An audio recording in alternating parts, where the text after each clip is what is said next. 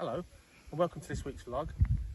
Well, whilst George is at home looking after all the animals and livestock, as are the girls at the Fulcrum Centre, especially Jo and Emily, Jackie and I have gone away for a night in Norfolk.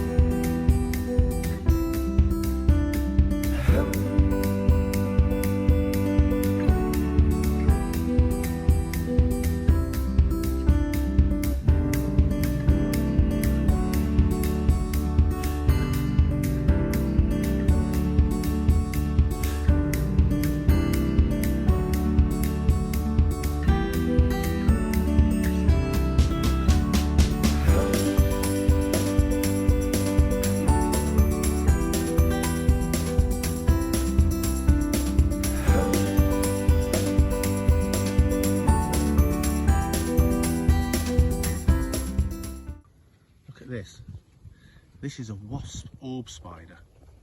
This is a Mediterranean spider that, due to global warming, is now spreading northward from the south of Britain.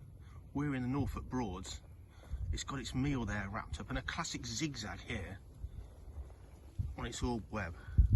Really classic of this species, and it's eating its meal, so we're not going to disturb it. I'll try and get a shot of it the other side of its web in a second for you. You'll see what's called a Wasp Orb Spider. Absolutely amazing, and it really does show that Britain's warming up and southern species are now spreading northwards, including plants, all the way through Britain. One of the most beautiful spiders you'll ever see. It's a big spider, it's not fully grown, but this gives you some idea. Look at that. Look at this, it's the same as around where we live in the countryside. It's mid-August, and these blackthorn, or the slowberries, the slows, have been looking pretty ripe now for a few days, if not a couple of weeks.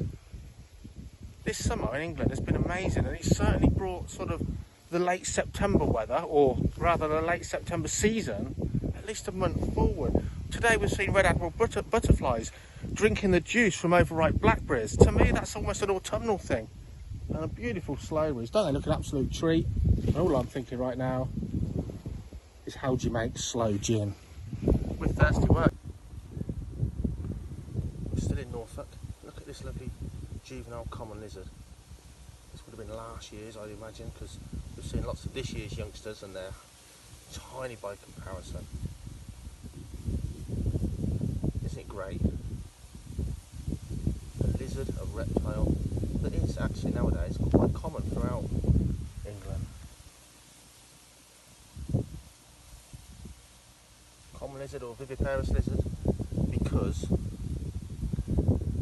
technically give birth to live young, a way of combating the relatively cold English climate.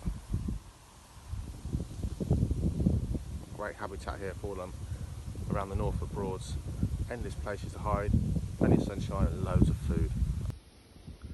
Have a look at this, you lot. A leopard slug. One of the biggest, most strikingly beautiful slugs in the UK. Wildlife isn't all about big old animals or big old birds of prey or saving a panda. Look at this, you can get these in your garden. Absolutely amazing. Google leopard slug mating if you get the chance. Absolutely bizarre and amazing. These are a huge slug. Now it's really dry, but it's getting along, it's covered in slime, helping to protect it from the warm, dry air. Actually, it's quite humid today. And it's riding along on a trail of slime that you can see. Absolutely phenomenal. What an absolute beautiful creature. A humble slug. Look at the size of this guy.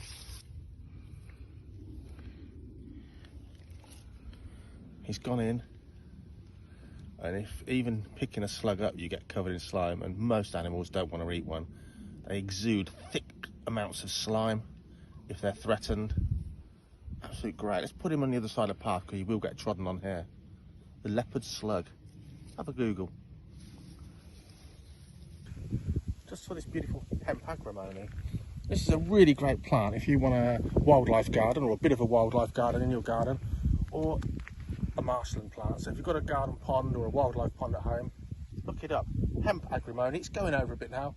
Absolute insect haven for bees and butterflies and hoverflies and nectar feeding beetles. Look it up. Hemp Agrimony. It's a British wildflower. Looks great in the garden. Enjoy the rest of the vlog. You guys might remember from a previous vlog about my amazing Bechonaria here. This Mexican plant with its huge, tall flower spikes. Come a bit closer and have a look at this. I said to you guys, they're kind of pretty boring flowers. What on earth pollinates them? And I said, I reckon it'll be bats or moths in the evening. Actually, I found out the pollinator for this amazingly impressive plant in Mexico is hummingbirds. Tubular flowers. The hummingbird hangs down, its long tongue goes in right in there, laps up the nectar and transfers pollen from one flower to the other. So there you go, we learn something new every day. So in this clip here is our Sulcata tortoise named Shy, and she's actually drinking from a puddle made from the hose. Don't worry, she does actually have a big bath, but for some reason she'd rather drink from here. In the incubator, we've had a little egg hatch. It's the only one in there of this kind. Have a look. Nothing exciting really, but of course it is because it's a little baby reptile. It's a crested gecko. Let's pop it in a little enclosure over here for now. Come and have a look.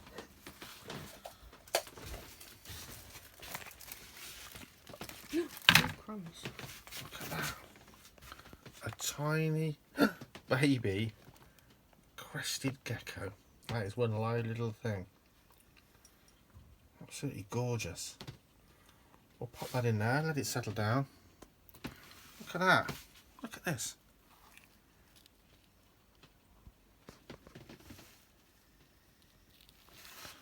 Pop that little tiny egg. A crested gecko baby from our own parents here at Raptor Exotics. How lovely that we can reproduce in captivity some of these amazing animals. And crested geckos were actually a species that was thought to be extinct in the wild, actually mostly to things like hurricanes decimating the forest they lived in rather than strictly man-made woes, which seems to be the path of the course nowadays. And they were rediscovered in the late 90s, and now they're one of the most commonest pet reptiles you can get. How crazy.